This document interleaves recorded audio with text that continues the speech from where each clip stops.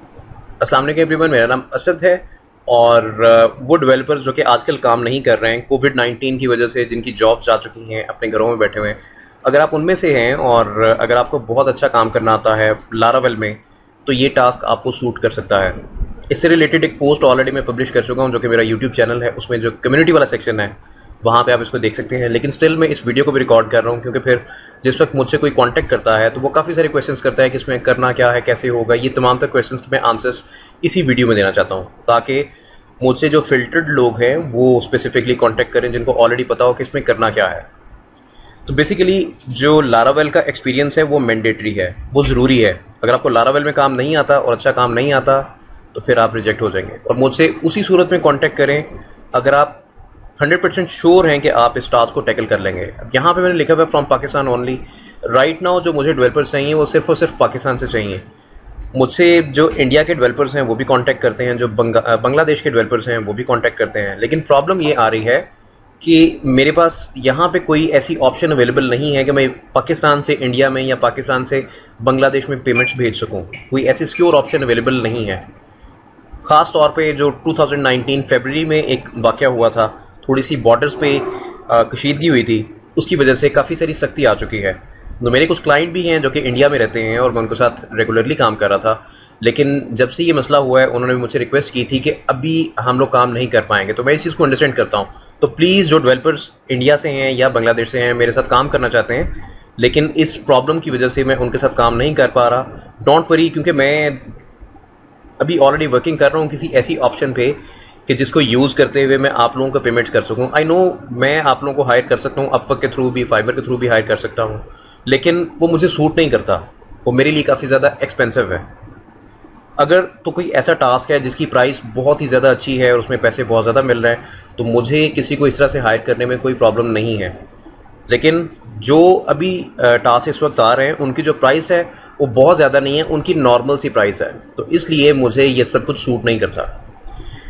Okay, जो task है ये बेसिकली एक ऑन गोइंग प्रोजेक्ट है, यानी कि एक वेबसाइट है जो कि लारावेल 5.4 में ऑलरेडी बनी हुई है। उसके अंदर दो तरह के पेमेंट गेटवेज को इंटीग्रेट करना है। उसमें जो फर्स्ट पेमेंट गेटवे है वो है पेपल रेफरेंस पेमेंट्स, और जो इसमें दूसरा पेमेंट गेटवे इंटीग्रेट करना है वो है बिटपे सब्सक्रिप्शन पेमेंट्स। इन दोनों पेमेंट गेटवेज को इंटीग्रेट करने का पर्पज़ ये है कि जो कस्टमर आके किसी स्पेसिफिक प्लान को परचेज करता है मंथली बेसिस पे, या जो भी उस प्लान की ड्यूरेशन है उसके मुताबिक ऑटोमेटिकली उसको बिल किया जा सके, उसको चार्ज किया जा सके। तो आई होप इस चीज़ की आपको समझ आ चुकी हो। जो लोग एक्सपर्ट्स हैं, जिनको पता है कि पेमेंट गेटवेज को इंटीग्रेट कैसे किया जाता है और इंटीग्रेशंस की क्या क्या टाइप्स हैं, उनको इस वर्ड से ही आइडिया हो जाएगा कि सब्सक्रिप्शन पेमेंट्स क्या होती हैं। सब्सक्रिप्शन पेमेंट में बेसिकली मैं आपको एक एग्जांपल देता हूं, अगर आपको आइडिया नहीं है तो मैं आपको एग्जांपल देता हूं। वैसे एग्जांपल देनी तो नहीं चाहिए, क्योंकि अभी जो मैं डेवलपर्स को ढूंढ रहा हूं इस पर्टिकुलर टास्क के लिए, मैं उन स्पेसिफिक डेवलपर्स को ढूंढ रहा हूं जिनका बहुत ज़्यादा एक्सपीरियंस है लारावेल में, जो कि लारावेल को बहुत अच्छे से जानते हैं और एक ऑनगोइंग प्रोजेक्ट को आराम से टैकल कर सकते हैं, और उनको पता है कि जो पेमेंट गेटवेज हैं इनको कैसे इंटीग्रेट किया जाता है। अगर उनका एक्सपीरियंस होगा तो ऑब्वियसली वो इस चीज़ को अंडरस्टैंड करेंगे कि सब्सक्रिप्शन पेमेंट्स क्या होती हैं। जो रेफरेंस पेमेंट है, बेसिकली जो क्लाइंट का अकाउंट है वो पेपल प्रो नहीं है, क्योंकि पेपल प्रो के अंदर ऑप्शन अवेलेबल है डायरेक्टली जो सब्सक्रिप्शन पेमेंट्स हैं, आप उस एपीआई को यूज़ करके तो बड़ी आसानी के साथ आप इस चीज़ को टैकल कर सकते हैं। लेकिन जहाँ तक रेफरेंस पेमेंट्स की बात आती है, इसके अंदर जिस वक्त आप किसी क्लाइंट को बिल करते हैं तो बिल करने से पहले पहले आपके पास जो एक पेमेंट का रेफरेंस है, क्लाइंट अपनी जो इन्फॉर्मेशन है उसको इनपुट करता है, यानी कि यूज़र जो है, I am sorry, end user, वो अपनी इन्फॉर्मेशन को इनपुट करता है। इनपुट करने के बाद जो उसकी इन्फॉर्मेशन है पेपल के साथ वेरीफाई की जाती है, बेशक वो कार्ड इन्फॉर्मेशन है या वो दूसरी इन्फॉर्मेशन है। जब वो इन्फॉर्मेशन वेरीफाई हो जाती है तो जो पेपल है इसकी तरफ से हमारे पास एक रेफरेंस आईडी आ जाता है। फिर उस रेफरेंस आईडी को इस्तेमाल करके नेक्स्ट टाइम हम उस कस्टमर को बड़ी आसानी के साथ चार्ज कर सकते हैं। तो बेसिकली जो फर्स्ट पेमेंट है उस पर एक तरह से कॉन्ट्रैक्ट होता है, और उसके बाद जो अगली पेमेंट्स आती हैं उनमें फिर वो क्लाइंट ऑटोमेटिकली चार्ज होता रहता है। जैसे फॉर एग्जांपल मैंने आज कोई चीज़ परचेज़ की और आज 27 अप्रैल है, तो जब एक महीना गुजर जाएगा, अगर मैंने कोई मंथली प्लान परचेज़ किया है तो महीने के बाद जो नेक्स्ट पेमेंट जाएगी वो ऑटोमेटिकली जाएगी। जैसे आप कोई होस्टिंग परचेज करते हैं किसी जगह से, तो मंथली आपको चार्ज किया जाता है या 6 मंथ्स के बाद चार्ज किया जाता है। उनके डिफरेंट टाइप्स के प्लान्स होते हैं। तो ये तो बेसिकली मैंने आपको जो बेसिक्स थे वो एक्सप्लेन कर दिया। लेकिन स्टिल यहाँ पे स्ट्रिक्टली मैंने लिखा हुआ है कि ये एक ऑनलाइन ऑनगोइंग प्रोजेक्ट है और मुझसे कोई भी ऐसा डेवलपर कॉन्टैक्ट ना करे जिसको लारावेल में ठीक से काम नहीं करना आता और उसे जो पेमेंट गेटवेज का बिल्कुल भी आइडिया नहीं है। अदरवाइज वो रिजेक्ट होगा और मुझे बिल्कुल पसंद नहीं है जब मैं किसी को रिजेक्ट करता हूँ। तो इस चीज़ का फ़ायदा उठाएं, क्योंकि मेरे पास जितनी अपॉर्चुनिटीज़ आती हैं, अगर आप मेरे साथ ठीक से चलेंगे, मतलब जो मैं आपको टास्क असाइन करता हूँ, अगर आप मुझे सेटिस्फाई करते हैं हर टास्क पे, तो इंशाल्लाह मेरी पूरी कोशिश रहेगी कि मैं आपको बिजी रखूँ। यानी कि जो काम मेरे पास आता है इंशाल्लाह मेरी पूरी कोशिश रहेगी कि मैं आपको भी देता रहूँ। आप अपने घरों में बैठ के काम करें, कोई इशू नहीं है, उसमें आपका भी भला होगा। अब जो टास्क वाला डॉक्यूमेंट है मैं एग्जैक्टली आपको उस पर लेके चलता हूँ ताकि आपको पता चल सके कि इसमें करना क्या है। ओके, ये कुछ डिटेल्स हैं जो कि मैंने यहाँ पे मेंशन की हुई हैं। In this integration we will be using PayPal reference payments to handle subscription recurring payments. और इसको मैं ऑलरेडी एक्सप्लेन कर चुका हूँ सब्सक्रिप्शन पेमेंट्स क्या होती हैं। PayPal pro is what offers recurring payments integration out of the box, but in our case we don't have PayPal Pro and the only option we left with is PayPal reference payments। तो basically हमने PayPal reference payments को use करना है। उसके बाद we'll also be building a system which will automatically be taking care of recurring payments। तो इसके अंदर हमने कोई ऐसा क्राइटेरिया बिल्ड करना है जो कि ऑटोमेटिकली किसी भी कस्टमर को जो भी उसकी डेडलाइन आती है पेमेंट की, उसके मुताबिक उसको चार्ज कर सके। अगर उसने मंथली किसी सर्विस को परचेज किया हुआ है, मंथली सब्सक्रिप्शन है, तो मंथली उसको चार्ज किया जा सके। तो इस पे कोई भी क्रॉन जॉब आप सेट कर सकते हैं। जो स्क्रिप्ट है वो उस स्पेसिफिक टाइम के बाद चलता रहेगा, वो ऑटोमेटिकली चेक करता रहेगा कि किस कस्टमर को चार्ज करना है, किसको चार्ज नहीं करना। तो जिसकी डेट आ जाएगी चार्ज होने की, वो ऑटोमेटिकली चार्ज हो जाएगा। तो इसको इस तरह से किया जा सकता है। ये मैंने आपको साथ हिंट भी दे दिया है। ओके, यहाँ पे स्टिल कुछ इन्फॉर्मेशन और अवेलेबल है। ये मैंने बेसिकली क्लाइंट को भेजी थी ताकि उसको पता चल सके कि मैं और क्लाइंट दोनों सेम पेज पे हैं, यानी कि हम दोनों कंफ्यूज नहीं हैं। जो क्लाइंट चाह रहा है एग्जैक्टली मैं उस चीज़ को अंडरस्टैंड कर रहा हूँ। यहाँ पर नीचे लिखा हुआ है, you know Stripe and PayPal pro offer subscription payments as well. When we use this feature it's their servers responsibility to charge the customer on due dates.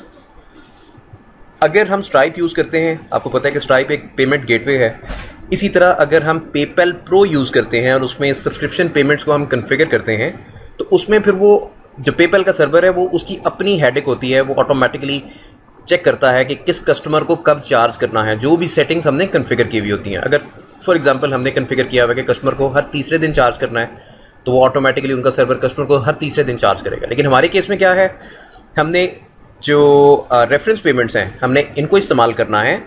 और जो हमारे पास एक क्रॉन स्क्रिप्ट चल रहा होगा, जो क्रॉन जॉब है वो ऑटोमेटिकली चेक करेगी, उसके अंदर जो स्क्रिप्ट होगा वो खुद ब खुद चेक करेगा कि इस वक्त किस कस्टमर की डेट आ चुकी है, और अगर किसी की डेट आ गई है तो उसको चार्ज कर देना है।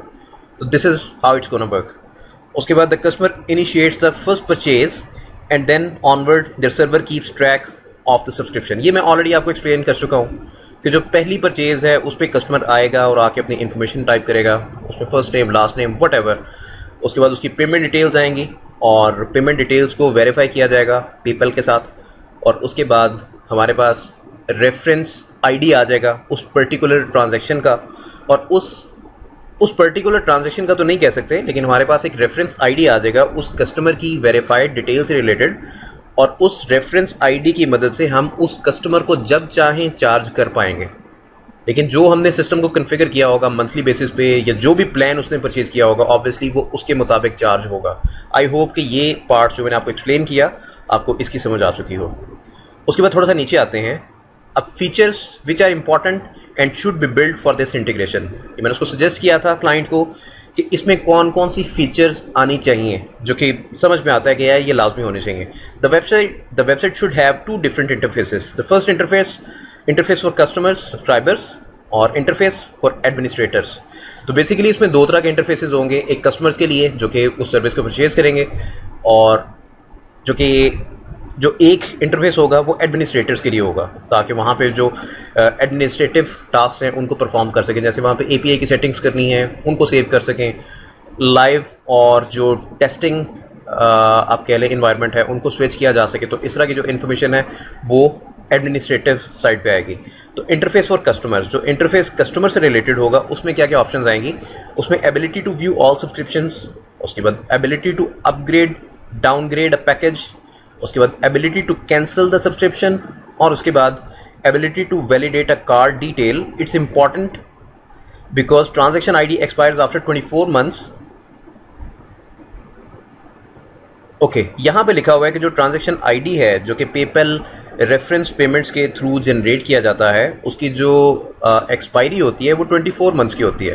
यानी कि आज अगर मैंने उसको जनरेट किया तो 24 मंथ्स के बाद वो ऑटोमेटिकली एक्सपायर हो जाएगा। तो न्यू आईडी जो है उसको जनरेट करने के लिए हमें कस्टमर की जो डिटेल्स हैं उनको फिर से वेरीफाई करना होगा। यानी कि कस्टमर की डिटेल्स हमें चाहिए होंगी। कस्टमर अपनी डिटेल्स को इनपुट करेगा और उसके बाद फिर उसकी डिटेल्स को वेरीफाई करके तो हम एक नया आईडी जनरेट कर पाएंगे। तो इसमें कोई इशू नहीं है। 24 मंथ्स, ये 2 साल बनते हैं, अच्छा खासा लंबा टाइम है। तो मुझे नहीं लगता कि इसमें कस्टमर के लिए कोई इशू होगा, यानी कि 2 साल के बाद अगर वो अपनी पेमेंट डिटेल्स को वेरीफाई करेगा। उसके बाद ability to view notification list related to successful and failed payments. तो ये कुछ इसकी बेसिक रिक्वायरमेंट्स हैं जो कि कस्टमर से रिलेटेड हैं, जो कि कस्टमर के एंड पे नजर आएंगे। उसके बाद इंटरफेस फॉर एडमिनिस्ट्रेटर्स, बहुत सिंपल सी रिक्वायरमेंट्स हैं। जब आप लारावेल को इंस्टॉल करते हैं, इंस्टॉल करने के बाद जो ऑथेंटिकेशन सिस्टम है उसको अगर आपने जनरेट करना है तो उसको जनरेट करने के लिए आप बड़ी आसानी के साथ, उसकी एक सिंगल कमांड है, आप उसको एग्जीक्यूट करते हैं PHP आर्टिसन से रिलेटेड, और जो ऑथेंटिकेशन सिस्टम है उसको लारावेल ऑटोमेटिकली स्कैफोल्ड कर देता है आपके लिए, यानी कि आपके लिए उसका स्ट्रक्चर रेडी कर देता है, फिर आप उसको यूज़ कर सकते हैं। इसमें थोड़ा सा काम मैंने ऑलरेडी कर लिया हुआ है, लेकिन मैं दूसरे जो काम कर रहा हूँ ऑलरेडी उनमें मैं बहुत ज़्यादा बिजी हूँ, तो मुझे टाइम नहीं मिला। तो मैंने सोचा क्यों ना इस टास्क को मैं किसी और को दे दूँ ताकि उसका भला हो सके। उसके बाद फिर पेपल API सेटिंग्स है। तो इसमें पेपल API की डिटेल्स आ जाएंगी। जैसे फॉर एग्जांपल इसमें कीज़ आ जाती हैं, इसमें सिग्नेचर्स, कीज़, इस तरह की सेटिंग्स आ जाती हैं ताकि API को यूज़ किया जा सके। और सिमिलरली जो ये मैंने सेटिंग्स यहाँ पे स्पेसिफाई की हुई हैं, यहाँ पे मैं आई थिंक भूल गया हूँ, जो कि बिट पे से रिलेटेड है, तो वो भी सिमिलर हैं। उसमें API कीज़ आ जाएंगी, समथिंग मतलब इस टाइप की इन्फॉर्मेशन आ जाएगी। और इस पर आप जो एनवायरनमेंट है उसको आप चेंज कर सकते हैं, लाइव और टेस्ट एनवायरनमेंट को भी आप आसानी के साथ चेंज कर सकते हैं ताकि इसको टेस्ट किया जा सके। ओके, उसके बाद एक सब्सक्रिप्शंस के नाम से टैब होगा जो कि एडमिन पैनल होगा। एडमिन पैनल के लिए जो टेम्पलेट है आपको वो मैं दूंगा, और मैंने एक टेम्पलेट क्लाइंट को दिखाया था, उसको पसंद आया था, उसने कहा था कि आप इसको यूज़ कर लें, तो वो आपको मैं खुद प्रोवाइड करूँगा। उसमें ability to view all subscriptions, यानी कि जितनी भी सब्सक्रिप्शंस हैं उनको एक एडमिनिस्ट्रेटर देख सके। उसके बाद ability to search a specific subscription, उसके अंदर सर्च की फीचर भी होगी जो कि सब्सक्रिप्शन को सर्च कर पाएगी। फिर ability to delete a subscription, उसके बाद टू चार्ज अ कस्टमर, और उसके बाद एबिलिटी टू अपग्रेड और डाउनग्रेड अ सब्सक्रिप्शन। तो इसमें जो कुछ फीचर्स हैं अगर आप उनको देखें तो वो बेसिकली CRUD से रिलेटेड हैं, क्रिएट, रीड, अपडेट और डिलीट से रिलेटेड हैं। और उसमें ये थोड़ी सी डिफरेंट है, ability to charge a customer और उसके बाद एबिलिटी टू अपग्रेड और डाउनग्रेड अ कस्टमर। ये बेसिकली उस सूरत में कि अगर जस्ट इन केस कभी ज़रूरत पड़ जाती है, किसी एडमिन ने किसी कस्टमर को चार्ज करना है और एडमिन खुद से भी चार्ज कर सके, कोई भी ऐसा इशू आ जाता है तो एडमिन के पास ऑप्शन होनी चाहिए कि एडमिन उस पर्टिकुलर कस्टमर को चार्ज कर सके। और उसके बाद नीचे पैकेजेस हैं, ability to add a new package, ये भी बहुत सिंपल है, ये बेसिकली CRUD ऑपरेशंस हैं सारे के सारे। तो उसमें आप एक पैकेज को क्रिएट कर सकते हैं, अपडेट कर सकते हैं, डिलीट कर सकते हैं, और दैट्स इट। तो ये प्रोजेक्ट से रिलेटेड रिक्वायरमेंट्स हैं। ये बिल्कुल छोटा सा प्रोजेक्ट है, ये कोई बड़ा नहीं है, लेकिन यहाँ पे जो रिक्वायरमेंट्स हैं उनको काफ़ी ज़्यादा डिटेल्ड फॉर्म में लिखा हुआ है ताकि कोई किसी तरह से कन्फ्यूजन ना आए। तो आप लोगों में से जो भी डेवलपर सिलेक्ट हो जाएगा, ये डिटेल्स मैं उसके साथ भी शेयर कर दूंगा ताकि उसको पता चल सके कि उसने एग्जैक्टली करना क्या है। फिर उसके बाद हमारी एक छोटी सी मीटिंग होगी। मीटिंग हमारी ऑब्वियसली व्हाट्सएप कॉल हो सकती है, उसके बाद स्काइप कॉल हो सकती है, और उसके बाद फिर कन्फ्यूजन्स को दूर करके तो आप इस टास्क पे काम कर सकते हैं। जहाँ तक इसकी प्राइस की बात आती है, सबसे पहले तो आप मुझसे कांटेक्ट करेंगे, मैं आपको देखूंगा कि आपको काम कितना करना आता है। तो अगर मुझे लगता होगा कि आप इस टास्क पे काम कर सकेंगे तो उसके बाद फिर हम प्राइस की तरफ आएंगे। फिर उसमें जो भी प्राइस क्लाइंट चाह रहा है वो प्राइस मैं आपको बता दूंगा। अगर आपको सूट करेगी आप काम कर लेंगे, अगर आपको नहीं सूट करेगी तो आप सिंपली इसको छोड़ देंगे। तो आई होप कि जितनी चीज़ें थी मैं आपको ठीक से एक्सप्लेन कर गया, और अगर कोई स्टिल कन्फ्यूजन है तो आप मुझसे कांटेक्ट कर सकते हैं। मुझे लगता नहीं वैसे मैंने कुछ मिस किया है, लेकिन स्टिल आप मुझसे कांटेक्ट कर सकते हैं।